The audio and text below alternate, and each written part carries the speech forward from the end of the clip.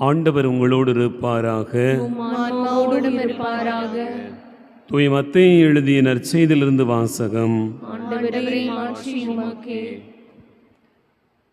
மத்தேயு நற்செய்தி அதிகாரம் 23 இறைவார்த்தைகள் 27 முதல் 32 முடிய.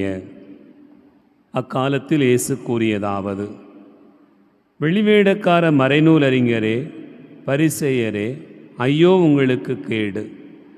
ஏனெனில் நீங்கள் வெள்ளையடித்த கல்லறைகளுக்கு ஒப்பானவர்கள். அவை புறம்பே அழகாக தோற்றமளிக்கின்றன, அவற்றின் உள்ளேயோ இறந்தவர்களின் எலும்புகளும் எல்லா வகையான அழுக்குகளும் நிறைந்திருக்கின்றன. அவ்வாறே நீங்களும் வெளியே மக்களுக்கு நேர்மையாளராய் தோற்றமளிக்கிறீர்கள், ஆனால் உள்ளேயோ போலித்தனமும் நெறிகேடும் நிறைந்தவர்களாய் இருக்கிறீர்கள். வெளிவேடக்கார மறைநூல் அறிஞரே, பரிசேயரே, ஐயோ உங்களுக்கு கேடு! ஏனெனில் நீங்கள் இறைவாக்கினர்களின் கல்லறைகளை கட்டுகிறீர்கள், நேர்மையாளரின் நினைவு சின்னங்களை அழகுபடுத்துகிறீர்கள். எங்கள் மூதாதையர் காலத்தில் நாங்கள் இருந்திருந்தால் இறைவாக்கினர்களின் கொலைக்கு உடந்தையாக இருந்திருக்க மாட்டோம் என்கிறீர்கள். இவ்வாறு நீங்கள் இறைவாக்கினரை கொன்றவர்களின் வழிமரபினர் என்பதற்கு நீங்களே சாட்சிகள். உங்கள் மூதாதையர் செய்த கொடுமையின் அளவுக்கு நீங்களும் செய்து முடியுங்கள் என்றார். ஆண்டவரின் அருள்வாக்கு.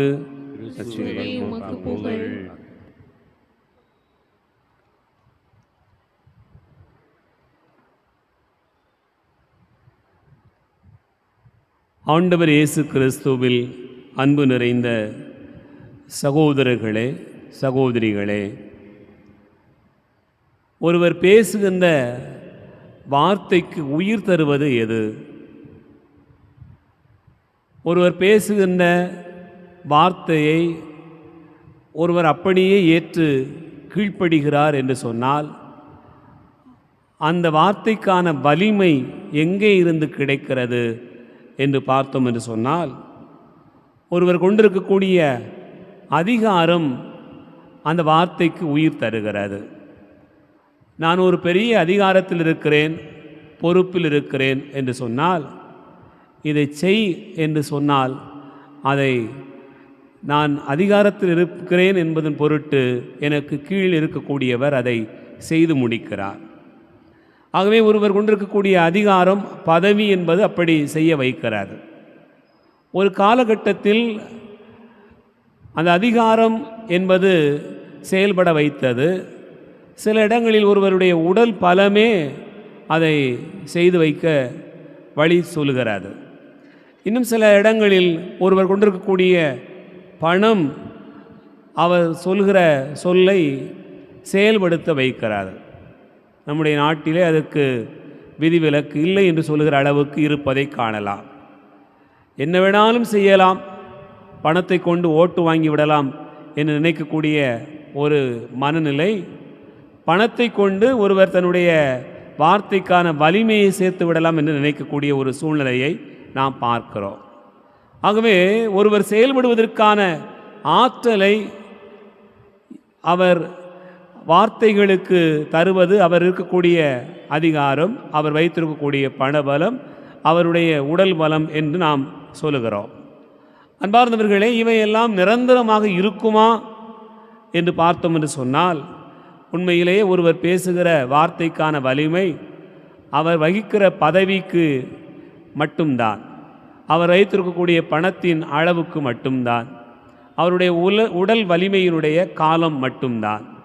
அதற்கு பிறகு ஒருவர் அதிகாரத்தில் இருக்கிறவர் இல்லாத ஒரு நிலையில் அவர் ஏதாவது செய்துவிட முடியுமா என்று சொன்னால் அது இல்லை. ஆகவே ஒருவர் பேசுகின்ற வார்த்தைகள் செயலாக்கம் பெற வேண்டும் என்று சொன்னால் ஒரு பின்னணியில் இது தேவைப்படுகிறது. ஆனால் இது நிரந்தரம் அல்ல என்பதுதான் அன்றாட வாழ்க்கையிலே நாம் பல பதவிகளில், பணபலத்தில், அதிகார பலத்தில் இருக்கக்கூடியவர்களுடைய வார்த்தைகளை நாம் பார்க்கிறோம். சில நேரங்களில் நீங்கள் யோசித்து பார்த்தீர்கள் என்றால் தெரியும். ஒருவர் ஒரு காவல்துறையில் மிக முக்கியமான பொறுப்பில் இருப்பார். அவர் என்ன சொன்னாலும் அவருடைய கண்ணசைவுக்காக காத்திருக்கக்கூடிய காவலர்கள் நிறைய பேர் இருப்பார்கள். ஆனால் அவர் பதவி போன அடுத்த நாள் இன்னொருவருடைய கண்ணசைவுக்காக காத்திருப்பார்கள். இன்னொருவருடைய பேச்சுக்காக அவருடைய வார்த்தைக்கு மதிப்பு கொடுப்பார்கள். நேற்று இவருடைய வார்த்தைக்கு மதிப்பு கொடுத்தார்கள், இன்று என்ன ஆயிற்று என்று சொன்னோம் என்று சொன்னால் அந்த வார்த்தைக்கான வலிமை அவ்வளவுதான். ஆனால் எப்போதுமே நாம் பேசுகிற வார்த்தைக்கு வலிமை வேண்டும் என்று சொன்னால் அது எப்படி இருக்கும் என்று சொன்னால், நாம் கடவுளோடு ஆவியானவரோடு அவருடைய ஆற்றலால் நிரப்பப்பட்டிருந்தோம் என்று சொன்னால் நம்முடைய வார்த்தைக்கு எப்போதுமே வலிமை உண்டு. ஏனென்றால் அந்த வார்த்தையில் நேர்மை இருக்கும், உண்மை இருக்கும், புகழ்ச்சி இல்லாத ஒரு சூழ்நிலை இருக்கும். ஆகவே அந்த மனிதர் பேசுகிற வார்த்தை அவர் இருந்தாலும் இல்லாவிட்டாலும், பதவி வகித்தாலும் வகிக்காவிட்டாலும் அந்த வார்த்தைக்கான வலிமை அவ்வளவு இருக்கிறது என்பதை நாம் பார்க்கிறோம். ஆகவே தான் யாராவது ஒருவர் ஒரு நல்வாக்கு சொல்ல மாட்டாரா, இறைவார்த்தையை தேடிட மாட்டோமா, நம்முடைய வாழ்க்கைக்கு ஒரு ஆறுதல் கிடைத்து விடாதா என்று பல நேரங்களிலே நாம் ஆண்டவருடைய வார்த்தைக்காக தேடுவதை பார்க்கிறோம். இன்றைய முதல் வாசகத்தில் தூய பவுலடியார் இதை நமக்கு அழகாக தெசலோனிக்க திருச்சபைக்கு எழுதுகிற கடிதத்தில் மிக அழகாக குறிப்பிட்டு காட்டுகிறார். என்ன சொல்கிறார்? அவர் தன்னுடைய அனுபவங்களையே அவர்களுக்கு சொல்கிறார். அப்படி சொல்லி வருகிற போது 1 தெசலோனிக்கியர் 2வது அதிகாரம் 13வது வசனத்திலே அவர் சொல்லக்கூடிய வார்த்தை இதுதான்: அன்பு பிள்ளைகளே, கடவுளின் வார்த்தையை நீங்கள் எங்களிடமிருந்து கேட்டபோது அதை மனித வார்த்தையாக அல்ல, கடவுளின் வார்த்தையாகவே நீங்கள் ஏற்றுக்கொண்டீர்கள். இதற்காக கடவுளுக்கு இடைவிடாது நாங்கள் நன்றி கூறுகிறோம். உண்மையாகவே அது கடவுளுடைய வார்த்தை தான். ஆகவே தான் அது உங்களில் நம்பிக்கை கொண்ட உங்களில் செயலாற்றுகிறது என்று அவர் குறிப்பிடுகிறார். அன்பார்ந்தவர்களே, கடவுளுடைய வார்த்தை நம்பிக்கை கொண்ட ஒரு மனிதரில் செயலாற்றுகிறது. தூய பவுல் தன்னுடைய அனுபவங்களிலே ஆண்டவருடைய வாக்கினுடைய வலிமையை நமக்கு சுட்டி காட்டுகிறார். விவிலியத்தில் நாம் பல இடங்களில் இதை பார்க்க முடியும். ஆண்டவருடைய வார்த்தைக்கு வலிமை இருக்கிறதா இல்லையா என்று நீங்கள் ஆய்வு செய்து பார்த்தீர்கள் என்று சொன்னால், தொடக்க நூலே ஆண்டவருடைய வார்த்தையின் வலிமையைத்தான் சொல்கிறது. ஒளி உண்டாகுக என்று சொன்னால் ஒளி உண்டாயிற்று, நீர்த்திரள் உருவாகுக என்று சொன்னால் உருவாகிற்று, உயிரினங்கள் தோன்றுக என்று சொன்னால் அது நடந்தது. இது எல்லாமே நடக்கிறது. அதே போல இந்த இடத்திலே காற்றும் கடலும் நெருக்குகிறது, அமைதி உண்டாகுக என்று ஆண்டவர் கடிந்து கொண்டால் அது நடக்கிறது. ஆண்டவருடைய வார்த்தைக்கான வலிமை அவ்வளவு இருக்கிறது. ஆகவே கடவுளுடைய வாக்கு நம்மிலும் செயல்படும் என்று சொன்னால், ஆண்டவரே நமக்கு சொல்லியிருக்கிறார், ஒரு வீட்டிற்குள்ளாக நீங்கள் போகிற போது இந்த வீட்டிற்கு அமைதி உண்டாகுக என்று சொல்லி நீங்கள் வாழ்த்தினால் அந்த அமைதி உண்மையிலே அங்கு தங்கும். அந்த அமைதிக்குரியவர் அங்கு இருப்பார் என்று சொன்னால் தங்கும். ஆண்டவருடைய வாக்கு சொல்கிறது. அன்பார்ந்தவர்களே, சீடர்கள் இயேசுவிடத்தில் வந்து புதுமைகளெல்லாம் செய்து முடித்தவென்று சொல்கிற ஒரு வசனம் என்ன? ஆண்டவரே, உன் பெயரை சொன்ன உடனே பேய்கள் கூட நடுநடுங்குகின்றன, எல்லாம் ஓடிவிட்டன, எல்லாம் உமக்கு கீழ்ப்படுகின்றன என்று சொல்வார்கள். அவ்வளவுக்கு அவ்வளவு ஆண்டவருடைய வார்த்தைக்கான வலிமை இருக்கிறது என்பதை நாம் விவிலியத்தில் பார்க்கிறோம். ஒரு நூற்றுவ தலைவன் ஆண்டவரிடத்தில் வந்து வேண்டி நிற்கிற போது, என் மகன் சாகும் தருவாயில் இருக்கிறார், அவனுக்கு வந்து குணமாக்கும் என்று சொல்கிற போது, நான் வருகிறேன் என்று ஆண்டவர் சொல்கிறார். நான் வருகிறேன் என்று சொன்ன உடனே அவன் சொல்லக்கூடியது என்ன? ஐயா, என்னிடத்தில் நிறைய பேர் வேலை பார்க்கிறார்கள், என்னுடைய அதிகாரத்தை வைத்து கொண்டு ஒருவனை பார்த்து போ என்றால் அவன் போகிறான், ஒருவனை பார்த்து வா என்றால் அவன் வருகிறான். அவ்வளவு அதிகாரம் எனக்கு இருக்கிறது. ஆனால் அந்த அதிகாரத்தையும் தாண்டி ஒரு அதிகாரம் உம்மிடத்தில் இருக்கிறது. ஆகவே நீர் வரவே வேண்டாம், நீர் சொன்னால் போதும், நீர் ஒரு வார்த்தை சொல்லும், என் ஊழிய நலமடைவான் என்று சொல்கிறார். இந்த வசனத்தை தான் நாம் திருப்பலியிலே ஒவ்வொரு முறையும் சொல்லுகிறோம். இதோ இறைவனின் செம்மறி என்று சொல்லுகிற அந்த வசனத்தில் நாம் சொல்லக்கூடிய பதில் என்ன? நீர் என்னுடைய உள்ளத்தில் எழுந்தருளிவர், நான் தகுதியற்றவன், ஆனால் ஒரு வார்த்தை மட்டும் சொல்லி அருளும், என் ஆன்மா குணமடையும் என்று சொல்லுகிறோம். இந்த ஊழியன் சொன்னதுதான், இந்த நூற்றுவ தலைவன் சொன்னதுதான். அன்பார்ந்தவர்களே, ஆண்டவருடைய வாக்கிற்கான வலிமை அவன் அறிந்திருந்தான்.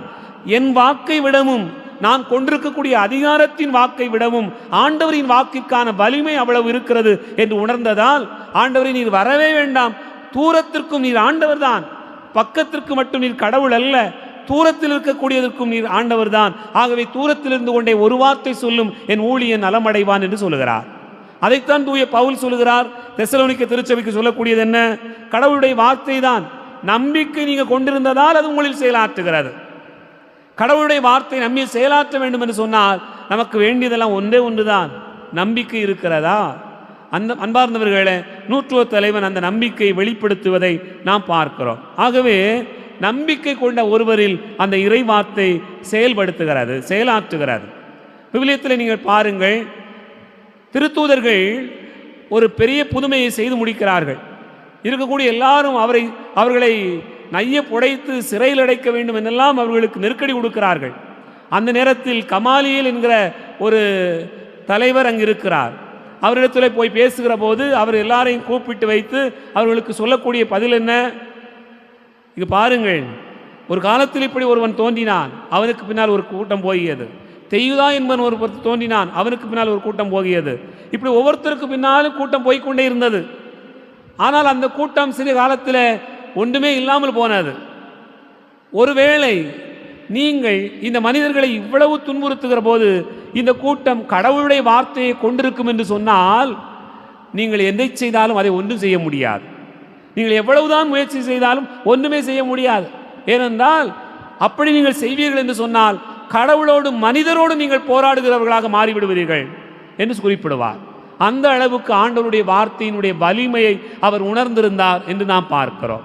அன்பு பிள்ளைகளே, நாமும் நம்முடைய பிள்ளைகளுக்கு ஆண்டவருடைய வார்த்தையை கொடுக்கணும். அந்த அதிகாரம், அந்த வலிமை நமக்கு வேண்டி இருக்கிறாது.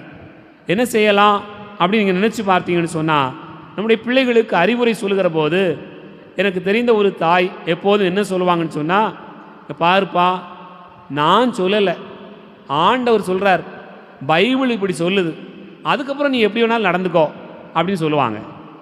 என்ன செஞ்சாலும் அப்படி சொல்லுவாங்க. அதே போல் இவ்வாறு நீ பார்த்துக்கிட்டு இருக்கிற யாருக்கு தெரியாது நினைக்காத, அந்தோணியார் பார்த்துக்கிட்டே இருக்கார் பாரு, பார்த்துக்கிட்டே இருப்பார், சாட்டை எடுத்துகிட்டு வந்து உன்னை அடிப்பார் அப்படின்னு சொல்லுவார். அதே போல் அந்த பையன் ஸ்கூலுக்கு போயிருக்கிறான். ஸ்கூலுக்கு போன இடத்துல அவனுக்கு ஒரே பிரச்சனை, சண்டை. அதனால் ஆசிரியர் வந்து இந்த அம்மாவுக்கு ஃபோன் பண்ணி சொல்லியாச்சு. வீட்டுக்கு வந்திருக்கிறாங்க. வீட்டுக்கு வந்தவுடனே அந்த அம்மா கேட்டு, டேய் நீ இன்னைக்கு ஸ்கூலில் என்ன சேட்டை பண்ண? ஏம்மா நான் இப்போ தான் நான் ஸ்கூலை விட்டு வரேன், உனக்கு எப்படி தெரிஞ்சுது? அதெல்லாம் அந்தோணியார் எனக்கு முதலே சொல்லியாச்சு. அந்தோணியார் எனக்கு முதலே சொல்லிட்டாரு. அந்தோணியார் சொல்லிட்டார், நீ தப்பு பண்ணியா இல்லையா? ஆமாம்மா. அந்த பையன் வளரும்போது எப்படி வளர்றான் பார்த்தீங்கன்னா, ஒவ்வொரு இடத்துலையும் நான் என்ன செஞ்சாலும் அந்தோணியாருக்கு தெரியும், நான் என்ன சொன்னாலும் எங்கள் அம்மாவுக்கு அது வெளிப்பட்டுரும். அந்தோணியார் அப்படிப்பட்ட அந்தோணியார்.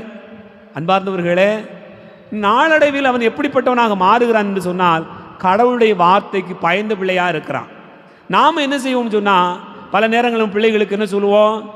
அந்தோணியாரையும் கூப்பிட்றதில்லை, ஆண்டவரையும் கூப்பிட்றதில்லை.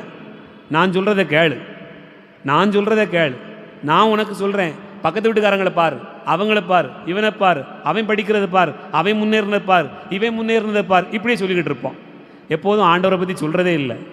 ஆனால் ஆண்டவரை பற்றி, ஆண்டவருடைய வார்த்தையினுடைய வலிமையை குறித்து நாம் சொல்லுகிற போது நம்முடைய பிள்ளைகளுடைய உள்ளத்தில் அப்படி ஒரு மாற்றம் ஏற்படுகிறது என்பதைத்தான் இந்த நாளினுடைய சிந்தனையாக நாம் சிந்தித்து பார்க்க அழைக்கப்படுகிறோம். ஆகவேதான் தூய பவுல் தெசலோனிக்க திருச்சபைக்கு சொல்லுகிற போது மிக அழகாக சொல்கிறார், நாங்கள் உங்களிடத்தில் நற்செய்தி அறிவிக்க வந்தபோது எங்களையே தந்து விடுவதாக நினைத்தோம், எங்களையே கொடுப்பதாக நினைத்தோம். அந்த அளவுக்கு ஆண்டவருடைய வார்த்தையை நாங்கள் உங்களிடத்தில் வெளிப்படுத்தினோம். அந்த வார்த்தை உங்களில் செயலாற்றியது, நீங்கள் கொண்டிருந்த நம்பிக்கையினால் செயலாற்றியது. நமக்கு பல நேரங்களில் ஆண்டவருடைய வார்த்தையை நாம் ஏன் சொல்ல முடியலைன்னு சொன்னால், நமக்கே நம்பிக்கை குறைவாக இருக்கிறார். இது சொன்னால் இது நடக்குமா? அது உலகத்துக்கு வேற, ஆன்மீகத்துக்கு வேற, கோவில் வேற, வீடு வேற என்று நாம் நினைக்கிறோம். கோவிலும் வீடும் ஒன்றுதான், ஆண்டவருடைய வார்த்தையும் அகிலமும் ஒன்றுதான். அதை புரிந்து கொண்டோம் என்று சொன்னால் எந்த இடத்திலும் இது செயலாற்றும், எந்த இடத்திலும் ஆண்டவருடைய வார்த்தைக்கான வலிமை இருக்கிறது. சிந்தித்து பார்ப்போம். ஆமென்.